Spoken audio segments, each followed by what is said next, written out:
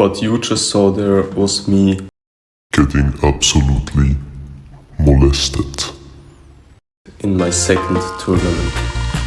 And all of that just because of some simple mistakes I could have easily avoided. But to show you exactly what went wrong, we need to rewind a couple hours. I was on the way to the tournament with my training partner Elias, my coach Gustavo, and a friend of my coach who was driving us that day. And even though I didn't have to cut any weight at all, I was still scared of missing weight. So I had the smart idea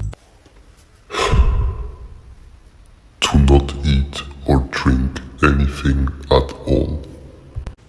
Little did I know, I would end up weighing in 6 pounds under the weight limit. Meanwhile, our driver was blasting heavy metal the entire ride and constantly talking about the new skateboarding tricks he learned. I was just sitting there trying to lock in and somehow get in the zone.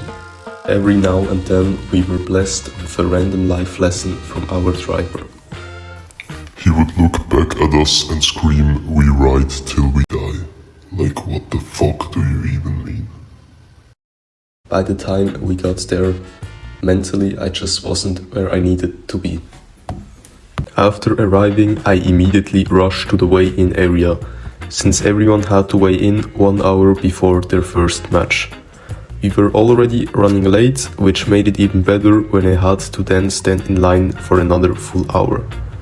By the time I finally got on the scale, I weighed in at 149 pounds, while watching my opponents coming in at just around half a pound under the weight limit. I then continued doing what only can be described as a very mid warm-up, and just like that, it was already time for my first fight. Why the fuck am I wearing a mini skirt? In preparation of this fight, I had spent a lot of time drilling double legs, so naturally that's exactly what I tried first. As you can see, I didn't fail once but twice, and my opponent almost got my back. I tried to jump the ghillie, and obviously that never works. And you can see him trying to pass my guard. But I wrapped my legs tightly around his body. You're not going anywhere, buddy. I tried going for the scissor sweep here, and by the second time I tried, I had this nice setup for a triangle choke. I remember the choke being very tight. I tried to finish it, but he somehow slipped his way out of it. I immediately went for the back, locked up the triangle. And what can I say?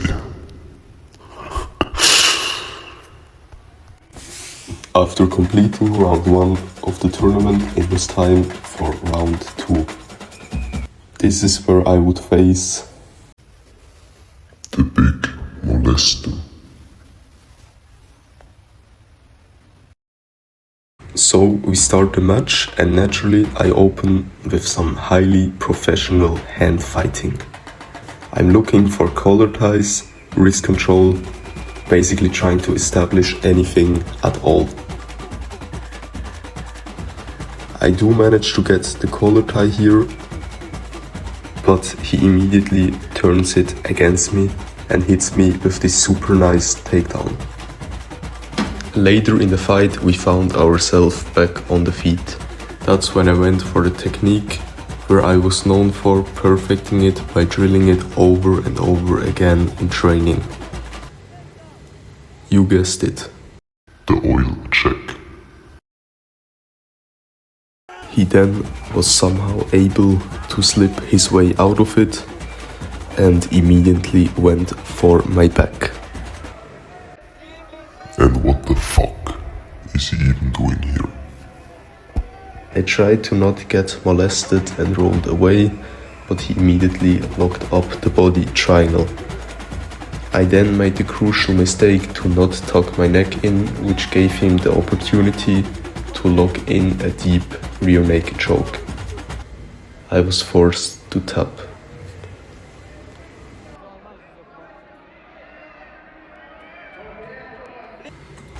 After this one-sided rape attack, it was time for round 3. I had absolutely no energy left and just wanted to go home, but still had 2 matches ahead of me. I started off the fight pretty well by this tight triangle choke, the second one of the tournament. He did a good job at stacking his weight above me, which made it very hard to finish. I then transitioned into this armbar attack, which he was able to escape. I continued doing a double leg, which was probably the first double leg in my career that didn't brought me to a worse position. He then continued doing a very wacky triangle choke himself, which I easily escaped. As soon as I had the chance, I went immediately for his back, where I made the greedy decision to go for the choke before securing the position. I then attempted a judo throw so technically offensive that my judo teacher from when I was 10 years old personally returned to revoke my half yellow belt.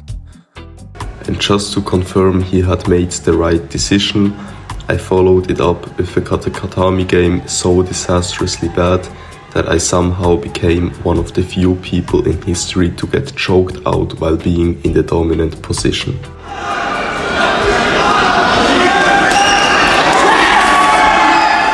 After failing round 3 so badly that even I couldn't blame it on being tired anymore, it was time for the 4th and final match of the day. This time I was facing a guy from a gym basically around the corner from mine, which made this feel less like a tournament match and more like 2 weird neighborhood kids settling a local dispute. We start off with some hand fighting here that looked less like jiu-jitsu and more like a deleted scene from a low-budget kung fu movie.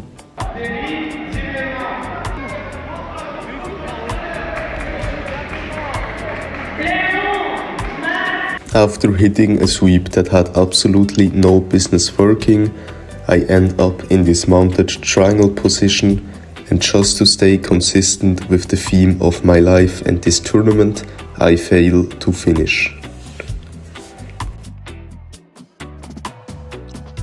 After him taking me down yet another time, I went for this gogo plata, which needless to say did not work, but it's still on my bucket list. Then I go for Then I go for another triangle choke, which by now should really be classified as emotional fuck.